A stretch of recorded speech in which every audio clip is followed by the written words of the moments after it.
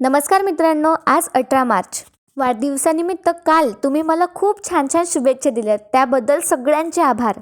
Thank you everyone. आणि मित्रांनो, लपंडाव या मालिकेमध्ये जबरदस्त असा ट्विस्ट आलाय. कान्हा आता सरकाराच्या भूतकाळात पूर्णपणे शिरलाय. चक्क हॉस्पिटलमध्ये कान्हाने सगळ्यांच्या लपून आपली ओळख न दाखवता सरकारचं बर्थ सर्टिफिकेट काढून घेतलंय, ज्यामध्ये त्याला समजतं की तेजस्विनी कामतला एक जुडी बहीण आहे. त्याचबरोबर कान्हाचा मास्टर प्लॅन हा पूर्ण होतो. सरकार बिडिंग जिंकते आणि मुद्दामच हरतात कान्हाच्या सांगण्यावरून. आता हे सगळं कान्हाने का केलं हे जाणून घेण्यासाठी व्हिडिओच्या शेवटपर्यंत बनून राहा. तर मित्रांनो, जे चॅनलवर नवीन असतील त्यांनी चॅनलला सबस्क्राईब करा. तर मित्रांनो, आजचा भाग सुरू होतो. सखी आता तिच्या खोलीत येते आणि चालता चालता तिच्या पायाला ठोस लागते आणि ती बघते तर तिथे कान्हाचा सूटकेस असतं. सखी आता म्हणते, हे सूटकेस पण ना, याचं काहीतरी करावंच लागेल. असं म्हणून रागातच सखी आता ते सूटकेस आपट करते. तिचं कपाट उघडते आणि त्यामध्ये ते ठेवणार तितक्यात तिचं लक्ष एका जुन्या पुराण्या बॅगकडे जातं. ती तिचीच असते, लहानपणीची. सखी आता पटकन ते सूटकेस ठेवून देते कान्हाचं आणि तिची जी स्कूल बॅग असते लहानपणीची ती तिच्या हाती घेते. आता त्या बॅगकडे बघून सखी खूपच खुश होते. आणि बघा मित्रांनो, काय होतं, सखी आता ती बॅग उघडून वगैरे बघते आणि ती म्हणत असते की आईने किती प्रेमाने माझ्यासाठी ही बॅग आणली होती. या बॅगीशी किती आठवणी जुळल्या गेल्यात माझ्या. पण सखीला तिच्या पूर्वीच्या स्कूल बॅगमध्ये हे सापडतं, म्हणजे असं काही सापडतं जे बघून आता सखीला रडूच येतो. तर आता सखी ती बॅग उघडते आणि तिच्या हाती एक जुनं ग्रीटिंग कार्ड लागतं, जे सखीने स्वतः बनवलं असतं तिच्या आईसाठी. तर मित्रांनो, ते ग्रीटिंग कार्ड फाटलेलं असतं मधातून आणि सखीला अचानक आठवतं की जेव्हा सखी खूपच छोटी होती आणि रात्री 12 वाजता चक्क ती सरकारच्या रूममध्ये गेली होती तिची खरी आई समजून, आणि तिच्या बेडवर चढत आपलं ग्रीटिंग कार्ड बनवलेलं तिच्या हाताने तिच्या हाती ठेवत मस्त तिने बर्थडे सॉन्ग म्हटलं असतं. पण मित्रांनो, ही मनस्विनी असते. हॅपी बर्थडे माय डिअर आई असं ती छान गाणं सुद्धा म्हणत असते. पण या गाण्यामुळे या मनस्विनीला सरकारला इरिटेट होत असतं आणि त्यानंतर ही मनस्विनी मागे वळून बघते आणि लहान सखीला तिच्या बेडवर असं उड्या मारताना बघून तिला आणखीच राग येतो. तर ही मनस्विनी त्या लहान सखीवर जोरातच ओरडली असते. व्हॉट नॉनसेन्स असं तिने म्हटलं असतं. तरी सुद्धा सखी तेव्हा तिच्या आईला मिठी मारते. पण बघा तेव्हा या मनस्विनीने काय केलं असतं, ती जोरातच लहान सखीचा हात ओढते आणि तिला समोर आणते आणि तिला खूप बोलू लागते. तिने तेव्हा म्हटलं असतं की तुला मॅनर्स आहे की नाही ग, हे असे घाण पाय घेऊन तू माझ्या बेडवर चढली. तर तेव्हा सखीने म्हटलं असतं की सॉरी आई, मी तेव्हा खूप एक्साइटमेंटमध्ये होते ग, आज तुझा बर्थडे आहे ना, हे बघ मी तुझ्यासाठी काय बनवलंय. असं म्हणत लहान सखीने आता मनस्विनीला तेव्हा ग्रीटिंग कार्ड दाखवलं असतं, जे तिने स्वतःच्या हाताने बनवलं असतं. पण बघा ही सरकार काय करते, सखीने तेव्हा त्यावर लिहिलं सुद्धा असतं, फ्रॉम युअर लवली सखी तेजस्विनी कामत. तर आता हे नाव ऐकून या मनस्विनीला तेव्हा खूपच राग आला असतो आणि ती आता सखीला म्हणत असते, सखी तेजस्विनी कामत, हे नाव तर मला खूपच आवडलंय, तुला बघायचंय का मला किती आवडलंय ते. तर तेव्हा सखीने म्हटलं असतं की हो.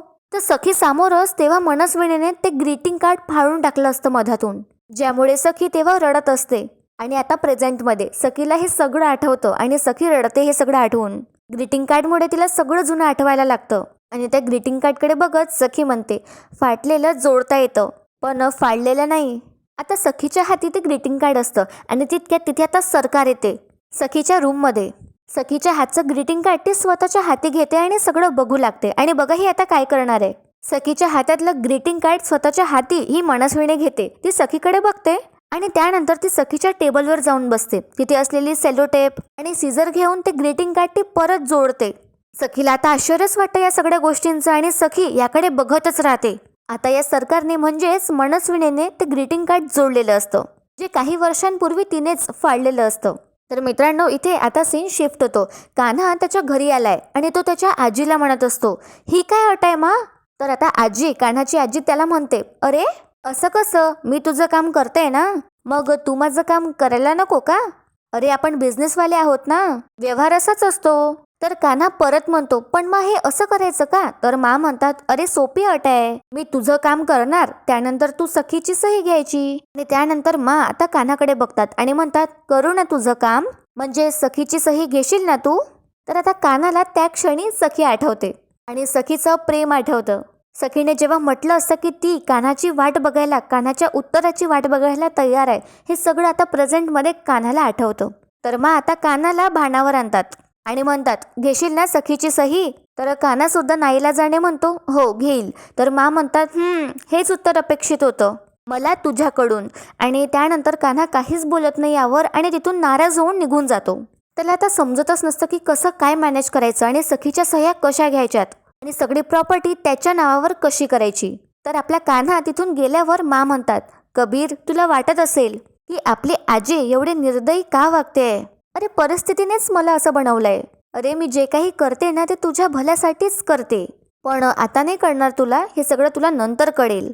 म्हणजे कान्हाबरोबर असं वागताना मला सुद्धा वाईट वाटत असतं, पण त्यांच्या म्हणण्यानुसार त्यांचा नाईलाज असतो. तर इथे आता सीन शिफ्ट होतो आणि सरकारने हे जोडलेलं ग्रीटिंग कार्ड ती सखीला दाखवते आणि म्हणते, सी, हे तुझं ग्रीटिंग कार्ड जोडलंय मी. म्हणजे फाटलेलं नाही तर फाडलेलंही जोडता येतं. काय ना, फक्त मनात असायला हवं. तर मित्रांनो, हा सगळा मनस्विनीचा एक ट्रॅप असतो आणि सखी त्या ट्रॅपमध्ये फसते सुद्धा. पण इथे आता सखी म्हणत असते मनस्विनीला, फक्त म्हणत असून नाही चालत, प्रत्येक गोष्टीची एक वेळ असते आणि ती वेळ निघून गेली तर काय उपयोग या सगळ्यांचा? झाड मेलं तर त्याला पाणी दिल्यावर त्याला जगवता येतं का पुन्हा? यावर आता ही सरकार उत्तर देते.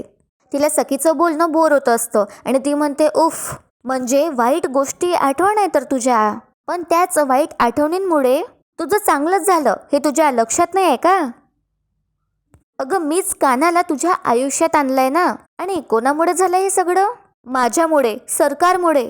आणि आता तू त्याच्या प्रेमात बुडाली आहेस, याचा अर्थ मी तुझं चांगलंच केलंय. पुढे आता ही मनस्विनी मुद्दामच सखीला म्हणते, आता ना मला रिटायर होऊन कुठेतरी निघून जावंसं वाटतंय.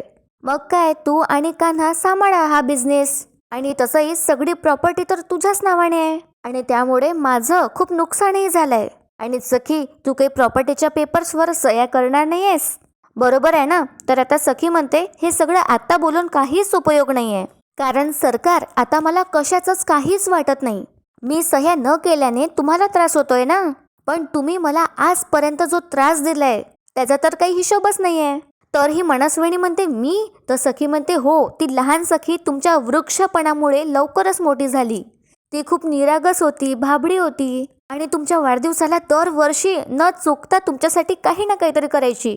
कधी तर मीनाक्षी काकूसोबत मिळून मावा केक करायची आणि कधी तुमच्यासाठी तुमच्या नावाचं स्वेटर विणलं. आता या सरकारचे एक्सप्रेशन्स असे असतात की तिला सखीचं बोलणं सुद्धा खूप इरिटेट होत आहे. तर सखी म्हणते, जाऊ द्या, त्या आठवणी आता नकोच. सखीच्या डोळ्यात आता पाणी येतं, पण ती बरोबर आता थांबते इथे आणि म्हणते, सरकार तुमचं बरोबर आहे. सखी तिचे डोळे वगैरे पुसते आणि म्हणते, वाईटच आठवणी आहेत त्या. हां, पण हे ग्रीटिंग तुम्ही मला जोडून दिलं त्याकरता थँक्यू.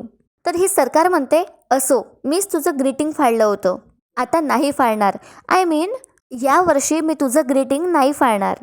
त्यानंतर ही सरकार सखीच्या हाती तिचं ग्रीटिंग कार्ड ठेवते आणि तिला म्हणते, यावर्षी तू मला आहे ना छानसं बर्थडे गिफ्ट दे.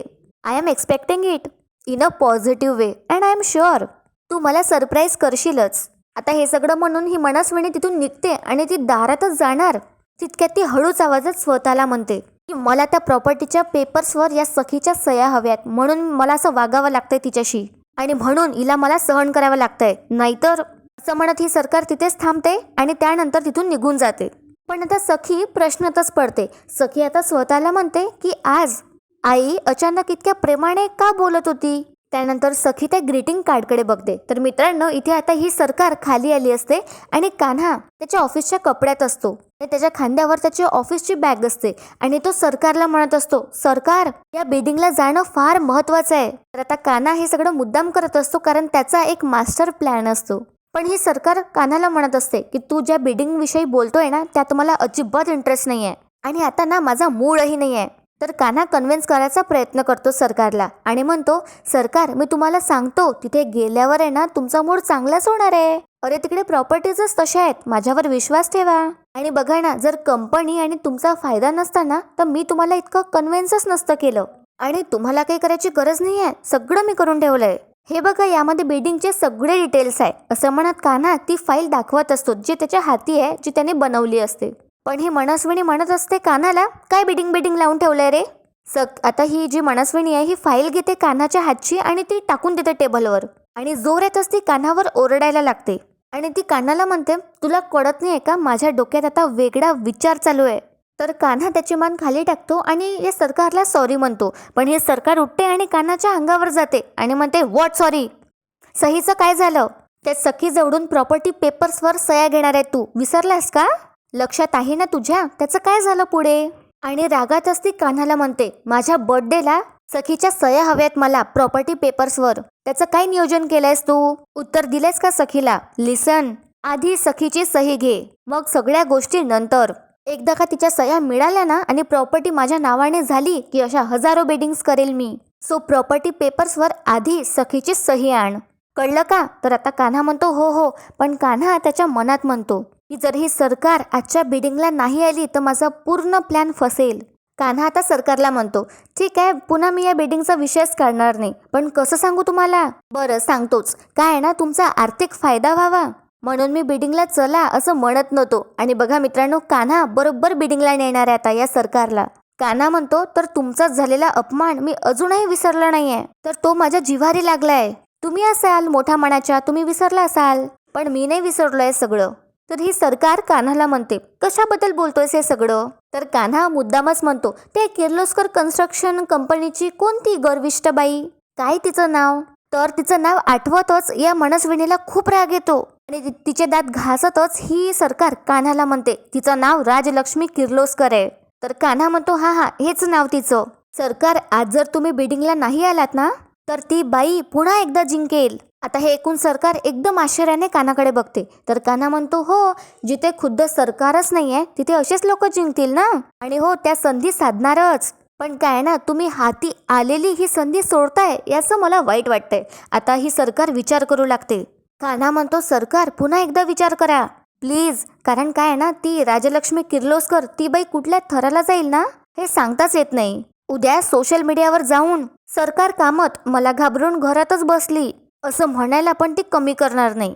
तर आता हे ऐकल्याबरोबर ही मनस्विनी कान्हाला म्हणते, माझी गाडी काढ, सरकार आहे मी आणि अपमान गिळून गप्प बसणाऱ्यातली नाही आहे मी, आणि मी हार तर आयुष्यात मानत नाही. आता कान्हा सरकारकडे बघतो आणि स्माइल करतो. त्याचा प्लॅन आता लवकरच सक्सेसफुल होणार आहे.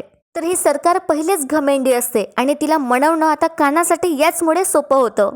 इकडे आता सखी तिच्या रूममध्ये असते आणि ती विचार करू लागते, माणसं खरंच बदलतात का? आणि ती स्वतःलाच म्हणते की आई असं कालपर्यंत वागत नव्हती, मग आता ती जे काही बोलून गेली ती खरंच मनापासून बोलली असेल का?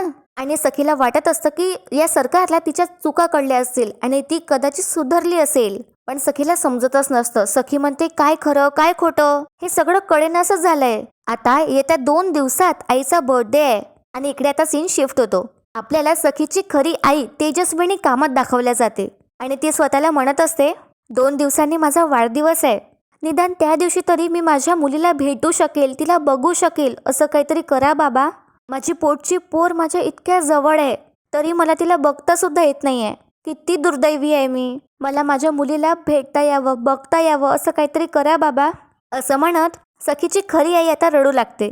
आणि मित्रांनो, मला तरी असं वाटत आहे की या बर्थडेला सखीची आणि तिच्या खऱ्या आईची भेट होऊनच राहणार. तर तेजस्विनीला म्हणजे सखीच्या खऱ्या आईला सगळं जुन्या आठवणी आठवू लागतात. सखीच्या लहानपणच्या आठवणी. त्यांनी सखीला बघितलंच नसतं आता, आणि सखी कशी दिसते हे आता तेजस्विनीला माहितीच नसतं. आणि तिच्या शॉलवरचा गाय वासरूच्या फोटोकडे बघत, फोटो म्हणजे त्या बॅचकडे बघत, तेजस्विनी त्या वासरूचा लाड करत असते जे त्या बॅचवर असते काढलेलं, आणि ते वासरू तिच्या जवळ घेते. तर मित्रांनो, इथे आता सीन शिफ्ट झालाय आणि बिल्डिंग वगैरे सगळं संपलंय. आता तिथे आता कान्हाची आजी सुद्धा असते आणि कान्हाच्या आजीसमोर मुद्दामच ही सरकार कान्हाला म्हणते, बघितलंस का कान्हा, मी म्हटलं होतं ना सरकारला हरायला आवडत नाही. आता कान्हाच्या आजीला म्हणजे राजलक्ष्मी माला मुद्दामच हे टोमणा मारत असते सरकार. आणि पुढे ही सरकार माकडे बघते आणि म्हणते, जिंकण्याची नशा आहे या सरकारला, मी जे जे म्हणते ते मी करून दाखवते. मग दाखवलं की नाही करून? तर आता कान्हा सुद्धा इनॅक्ट करतो आणि म्हणतो, म्हणजे काय? आणि कान्हा त्याच्या आजीलाच म्हणतो मुद्दामच, कारण त्याला दाखवायचं असतं की तो सरकारच्याच बाजूने, असं त्याला सरकारला दाखवायचं असतं. तर तो म्हणतो, बघितलं का, आमच्या तेजस्विनी कामतने देसाई विला जिंकलाच. तो सुद्धा राज राज असा कान्हा करत असतो आणि म्हणतो, यांचं नाव काय सरकार? तर माच म्हणतात, राजलक्ष्मी किर्लोस्कर. तर कान्हा म्हणतो, हा तेच राजलक्ष्मी किर्लोस्कर यांच्या समोर. आणि तो सुद्धा असा तसा नाही, असा दणक्यात जिंकला आमच्या सरकाराने. मा सुद्धा आता असं दाखवतात की त्या खूप दुखी आहे म्हणून, त्या बिडिंग हरल्या आहेत त्यामुळे. पण हा कान्हाच्याच प्लॅनचा भाग असतो. तर कान्हा म्हणतो हो की नाही बोला आता. तर सरकार म्हणते अरे काय करतोयस कान्हा, त्यांना राग आलाय. कान्हा सुद्धा आता चिडवायला लागतो त्याच्या आजीला आणि म्हणतो राग आला का हो तुम्हाला. आणि त्यानंतर ही सरकार माला म्हणते काय ना तुमचं वय झालंय आता, जपा तुम्ही. या वयात माणसाने शांत राहायचं असतं आणि या वयात राग असा मनात साचून ठेवला ना तर बॅड फॉर हेल्थ, असं ही सरकार कान्हाच्या आजीला म्हणते. आणि हे ऐकून कान्हा सुद्धा हसतो.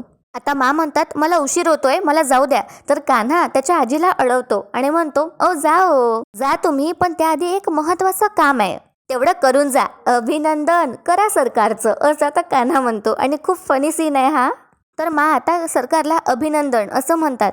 तर कान्हा सरकारला म्हणतो कसं करतायत ह्या अभिनंदन. तर सरकार म्हणते जाऊ दे, पण तुम्ही हरलात आणि मी जिंकले हे बघून मला जो काही आनंद झालाय ना, I can't even tell you. पण तुम्हाला सांगू का, मला इथे येण्या इतका सुद्धा वेळ नव्हता, पण मला तुम्हाला हरलेलं बघायचं होतं म्हणून खास आले, वेळात वेळ काढून. पण इथे आली त्याचं सार्थकी झालं आणि आज तर सेलिब्रेट झालंच पाहिजे. आणि ही मनस्विनी आता कान्हाला म्हणते कान्हा आज तू यांना आधार दे, मला ऑफिसमध्ये काम आहे. आणि हो आज आहे ना यांना आधाराची गरज आहे. त्यानंतर ही मनस्विनी तिच्या ऑफिसमध्ये निघून जाते तिच्या गाडीत बसून. आणि ही निघून गेल्यावर कान्हा आता नॉर्मल होतो. खरंच मित्रांनो कान्हा खूपच भारी ऍक्टिंग करतो. तर ही मनस्विनी निघून गेल्यावर कान्हा माला म्हणतो थँक्यू मा, खरंच थँक्यू सो मच, तुम्ही माझं काम केलं, तुम्ही माझं ऐकलं. तर मा म्हणतात हो मी तुझं काम केलं, आता तुझी बारी आहे. सखीची सही घे आणि मला फोन करून तू कळव, मग करू आपण सेलिब्रेट. हे ऐकल्याबरोबर आता कान्हाचा चेहरा पडतो. आणि मित्रांनो आजचा भाग इथेच संपतो, पण उद्याच्या भागात आपण पाहणार आहोत की कान्हाने चक्क डॉक्टरांचं वेश घेतलंय आणि तो हॉस्पिटलमध्ये शिरलाय. आणि तिथे जाऊन त्याला समजतं की तेजस्विनी कामतला एक सख्खी जोडी बहीण आहे. आणि दुसरीकडे कान्हा आता थकून आला असतो म्हणून सखी त्याची बॅग घेते. आणि पण कान्हा बॅग देत नसतो, कारण त्याच्या बॅगमध्ये इम्पॉर्टंट डॉक्युमेंट्स असतात, प्रॉपर्टीचे पेपर्स असतात. पण सखी ती बॅग आता हिसकते आणि ती बॅग खाली पडते आणि सखीचं लक्ष त्या प्रॉपर्टीच्या पेपर्सकडे जातं. बघूया मित्रांनो सखी आता तिला समजल्यावर काय रिॲक्ट करेल. ती तिची सगळी प्रॉपर्टी कान्हाच्या नावाने करणार का. आणि जर सखीने असं केलं तर दुसऱ्या बाजूने तर सरकार आहे. तर बघूया मित्रांनो खूपच इंटरेस्टिंग असणार आहे समोरचे एपिसोड्स. तुम्हाला आजचा भाग नक्कीच आवडला असेल तर व्हिडिओला नक्की लाईक करा, चॅनलला सबस्क्राईब करा. आणि हो तुमची मतं कमेंटमध्ये कळवायला विसरू नका. आजचा भाग शेवटपर्यंत पाहण्यासाठी खूप खूप धन्यवाद.